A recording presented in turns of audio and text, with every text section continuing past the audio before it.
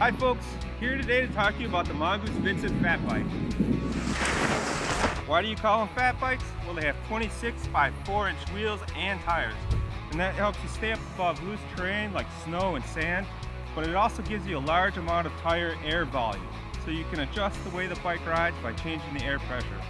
The Mongoose Vinson has an aluminum frame and fork, a SRAM 3x8 drivetrain, front and rear disc brakes, as well as an aluminum seat post, handlebar, and stem. So that's the Mongoose Vinson. Let's see what it looks like out on the trail.